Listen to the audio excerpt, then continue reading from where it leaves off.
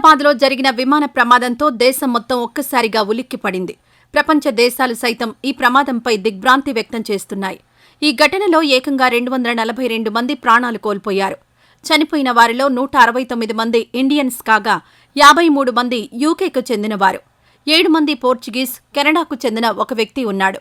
వీరంతా సంఘటనా స్థలంలోనే ప్రాణాలు కోల్పోయారు. కేవలం ఓ వ్యక్తి మాత్రమే ప్రాణాలతో బయటపడ్డాడు. ప్రముఖ జ్యోతిష్యురాలు షర్మిష్ఠా ఈ విమాన ప్రమాదం గురించి ముందే చెప్పారు. 6 నెలల ముందే దేశంలో విమాన ప్రమాదం జరుగుతుందని హెచ్చరించారు. విమానం కూలడానికి వారం ముందు కూడా ఆమె ఇదే విషయం చెప్పారు. ఆమె చెప్పిందే జరిగింది. 2024 డిసెంబర్ 29వ తేదీన ఆమె తన ట్విట్టర్ ఖాతాలో ఓ పోస్టు పెట్టారు.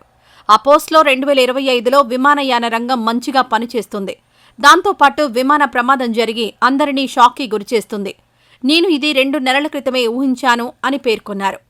ప్రమాదం జరగడానికి 6 రోజుల ముందు కూడా ఆమె ఓ పోస్టు పెట్టారు. ఆ పోస్టులో టాటా కంపెనీ రఫేల్ యుద్ధ విమానాలను హైదరాబాద్లో తయారు చేస్తుంది.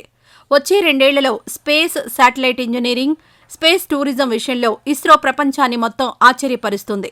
2025లో విమాన ప్రమాదం జరుగుతుందని నాకు గట్టిగా అనిపిస్తోంది అని పేర్కొన్నారు.